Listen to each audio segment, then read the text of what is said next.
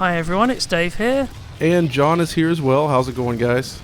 So today we're taking a look at the Doom beta, and we've got a chance to take a look at both the Xbox One version and the PS4. And well, there's a kind of an interesting development with regards to performance here. Yeah, that's right. It's interesting to see that with Doom, they seem to be running a genuine beta here. There's been many versions of Doom available in beta form now over the last few months, and id Software has been updating it regularly. And until now, the PlayStation 4 version, and Xbox One as well, has been operating with a dynamic or adaptive VSync, so you get screen tearing when it can't hold the level of performance. Whereas on PS4 now, and Xbox One, as we will see, we're seeing something a little different, aren't we? Yeah, the presentation is solidly VSync this time around, so we're just getting frame rate drops instead of screen tear. But looking at the PS4 footage here, the performance seems very, very similar to the previous build, with the exception of you're not getting that kind of screen wobble, so motion seems a bit more consistent, I guess. Yeah, and what's really interesting here is that this change in the current beta almost coincides with the recent announcement that the PC version is now unlocked, will no longer be capped at 60 frames per second. So maybe some of the work they've been doing on that end is paying off here, and they've taken a new approach to handling frame rate. Yeah, I guess that would make sense, so they can avoid using adaptive VSync and still sort of hit similar performance levels. Activated. During the last beta, we actually ran into issues with getting the Xbox One version up and running on our network. But in its current form, I believe, Dave, you've been playing the game now on Xbox One, and you were the first one to notice that, hey, there's no more tearing here.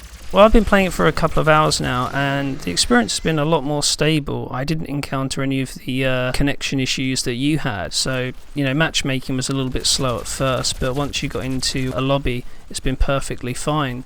But yeah, in terms of performance, there was no screen tearing. It's solidly VSync from the off. And, well, the experience seems very, very similar to PlayStation 4.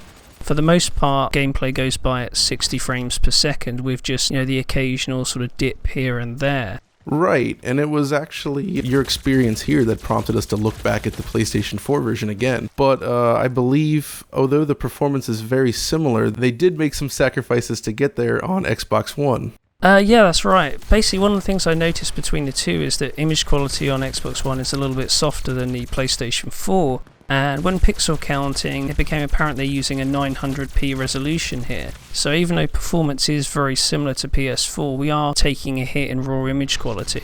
But it does still manage to look quite nice, actually, due to the heavy post-processing effects in play and whatnot. And even though we're looking at 900p, there's not really any obvious upscaling artifacts. It's like a little bit softer, but, there's no jaggies, and it's still a very nice, clean-looking game. Yeah, there seems to be a custom temporal anti-aliasing effect in play, at least based on what we've seen in the PC version and the results here, and it really does a great job of cleaning up the image. Yeah, it tackles it well. You don't get the usual shimmering across specular and shader effects. Yeah, in addition, of course, the return of some dynamic lighting, or at least dramatically improved lighting and shadows compared to id Tech 5. Yeah, that was one of the main complaints I had about stuff like Rage, is the lighting was great, but it was all static. But here, there's a lot more sort of lighting and shadows being cast, which makes the firefights a bit more entertaining in that respect. Indeed. I should also note, by the way, that I went ahead and tested out the Xbox One beta again with this latest version, and was actually able to connect and get a game this time. So it would seem that whatever was preventing me from playing last time has been solved. So I guess that's really about all there is to say about it then. The game's looking good, we got nice smooth 60 frames per second. I guess the only real wild card remaining is how it's going to hold up in single player then.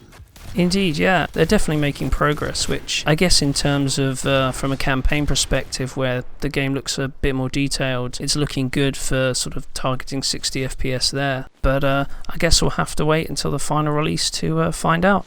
Capturing zone. I think that about wraps it up. As always, don't forget to give us a like or subscribe if you'd like to see more content from Digital Foundry. Thanks for watching, and we'll see you next time.